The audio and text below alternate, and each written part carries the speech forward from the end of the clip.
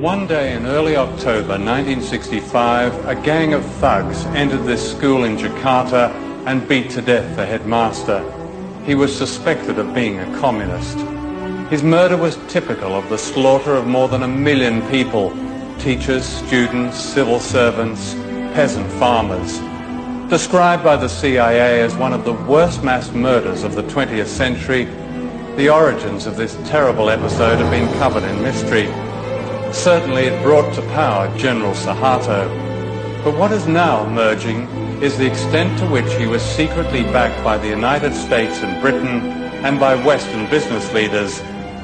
Within a year of the bloodbath, Indonesia's economy was effectively redesigned in America, giving the West access to vast mineral wealth, markets and cheap labor, what President Nixon called the greatest prize in Asia.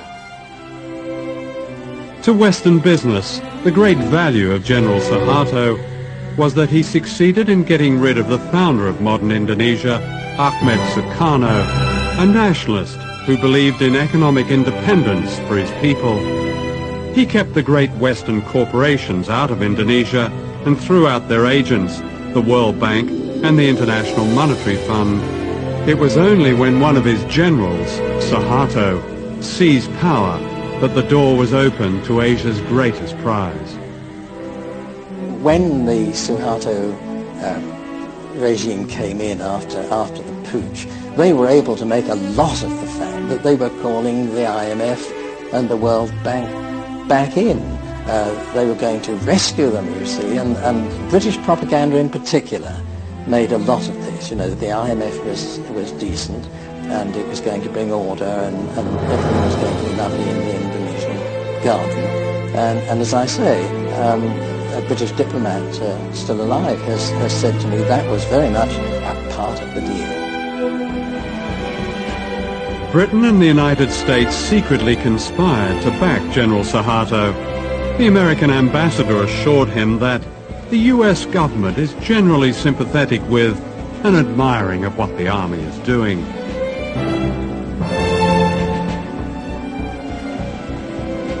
Thousands were rounded up. What was not known at the time was later revealed by American officials. The CIA had supplied a list of 5,000 opponents to be assassinated, and embassy officials ticked off their names as they were murdered. The British ambassador recommended a little shooting as an essential preliminary to effective change. In the first few days, the British sources in particular purported not really to know what was going on.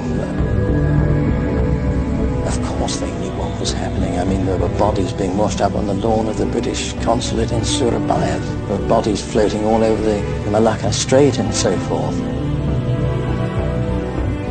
A man called Hadibroto, a lieutenant colonel or something, was anxious to take some troops, Indonesian troops, from the east coast of Sumatra, from the northeast coast of Sumatra, to east and central Java, so that they could take part in what we now know was this terrible Holocaust, really. He found a Panamanian ship, and the ship sailed with troops down the Malacca Strait, escorted by 2 British warships.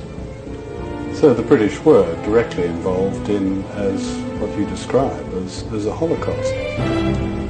Well, I would count that some sort of involvement, wouldn't you? The American press reported these events not as a crime against humanity, but in terms of their economic advantage to the West. Time magazine called them vengeance with a smile, and the West's best news for years. Others described a gleam of light in Asia. The seeds of globalization were planted in the bloodbath. In 1967, the Time Life Corporation sponsored a conference in Switzerland that planned the corporate takeover of Indonesia. It was attended by the most powerful businessmen in the world, such as David Rockefeller. The giants of Western capitalism were represented. The oil companies, the banks, General Motors, British Leyland, ICI, British American Tobacco, Lehman Brothers, American Express, Siemens. Across the table were Indonesian leaders approved by General Suharto. For Western business, it was the start of the gold rush which later became known as globalization. No one mentioned the killing of 1 million people.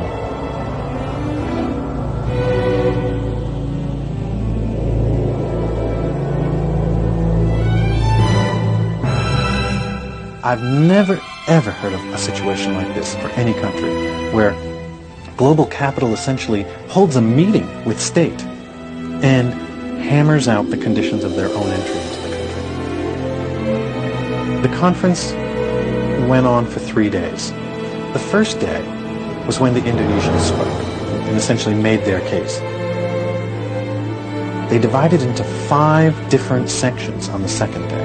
Sectoral meetings, mining in one room, food services, light industry in another, banking and finance in another, Chase Manhattan was there, and simultaneously they hammered out policies that were going to be acceptable to these global investors on a sector-by-sector basis, with each of the people going around the table saying, this is what we need to see, this, and they basically designed the legal infrastructure for investment in Indonesia.